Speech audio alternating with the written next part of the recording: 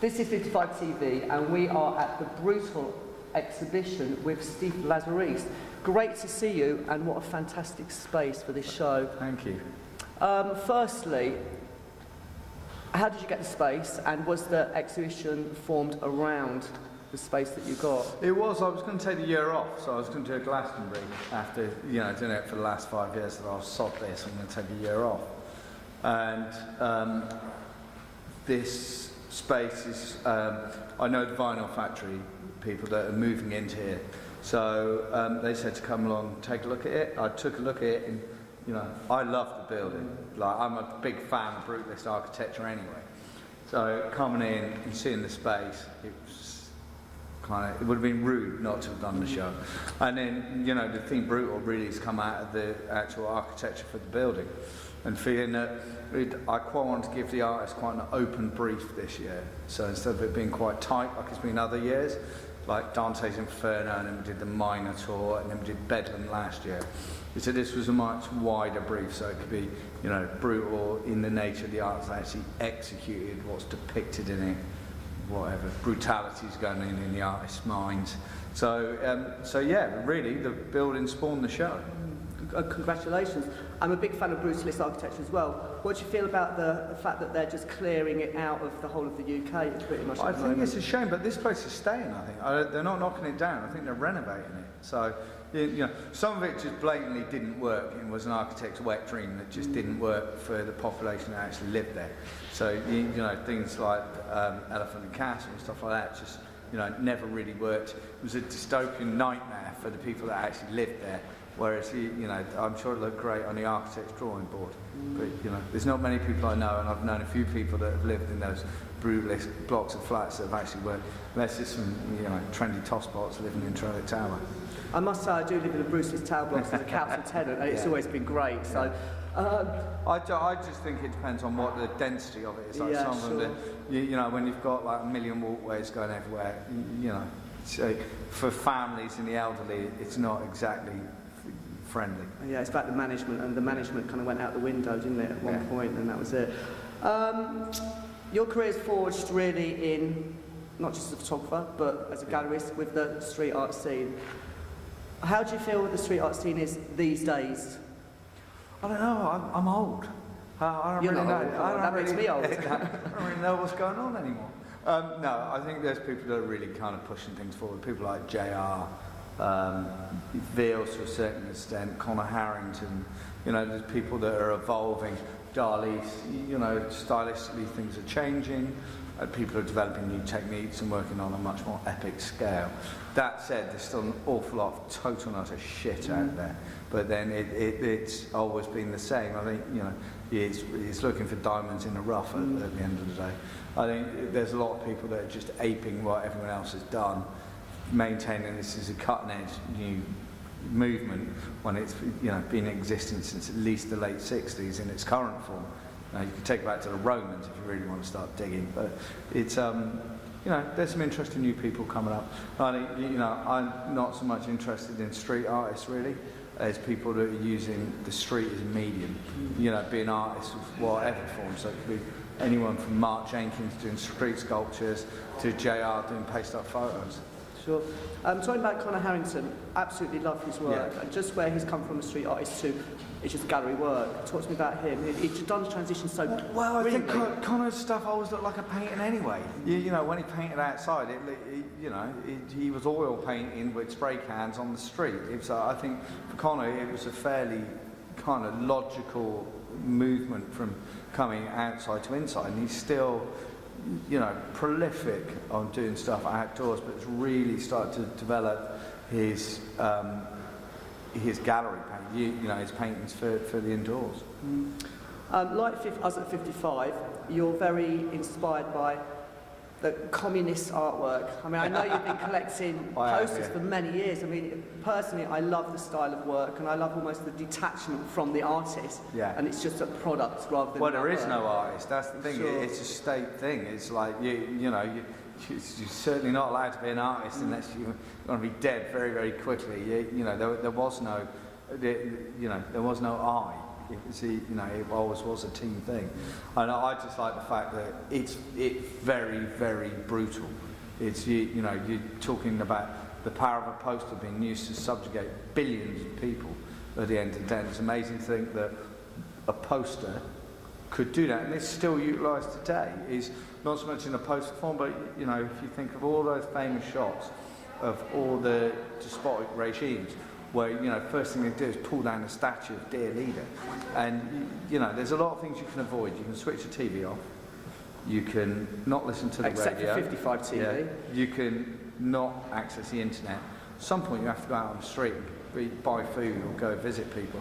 And, you've got some 100-foot high sculpture of dear leader looking over you. It's quite imposing.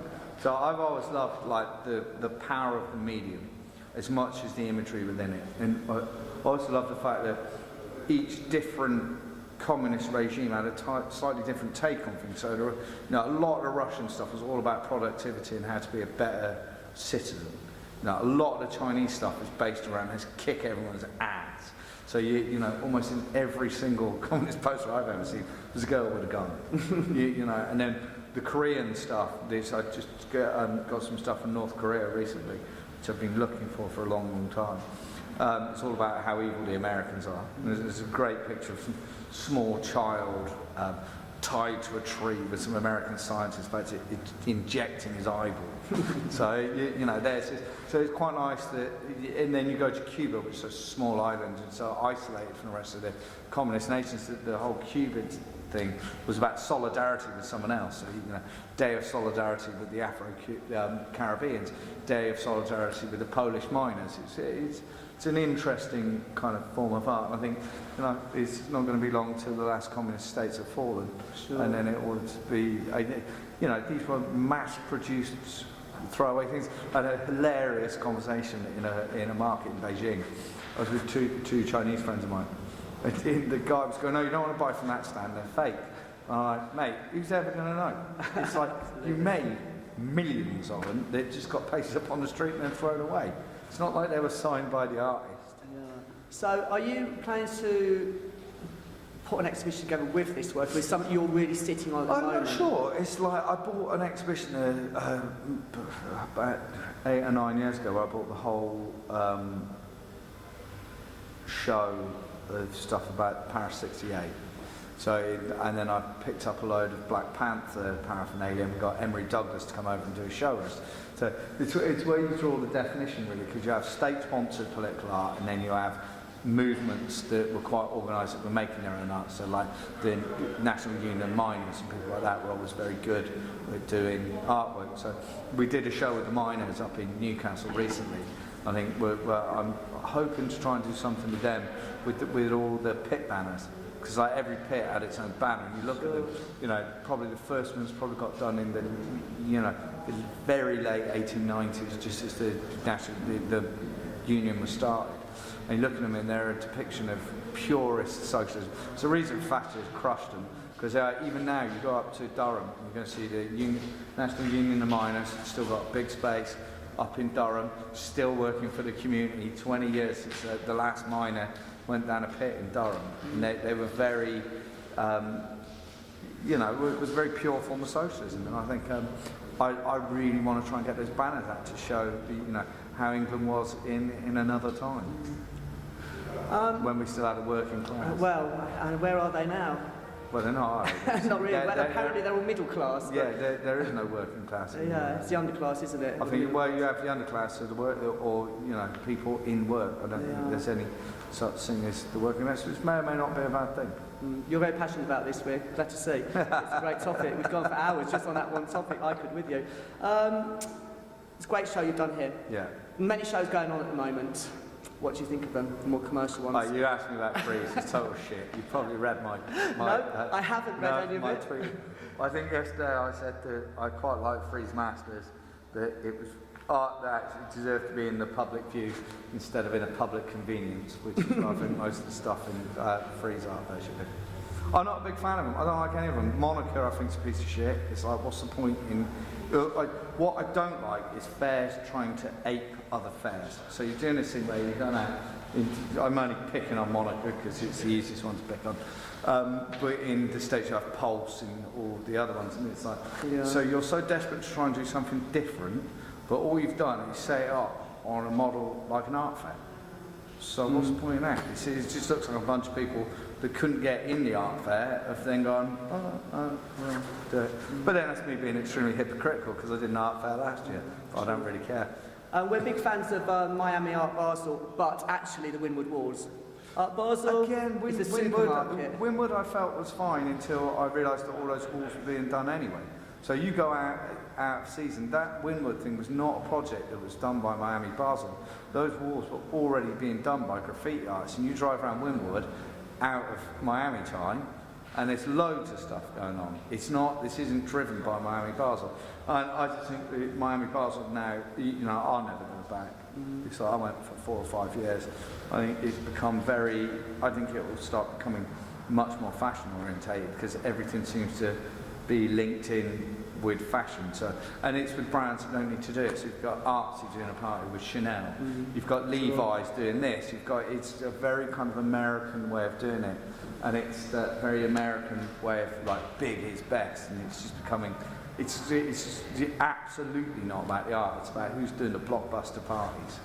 What do you think about the political state in America at the moment, whilst we're on that subject? Yeah, they're fucked, aren't they? Pretty much, yeah. Are we laughing at it a little bit? Oh yeah, it was just a pissing competition between two political parties. It was, basically the Tea Party going, listen, the rest of the world can burn. We don't want free healthcare for all. Yeah, sure. Pretty much. Steve, it's great to see you. Yeah. We could talk with Steve for hours, so we'll have to come back onto a conversation at some other point. This is 55 TV, Brutal Art Exhibition.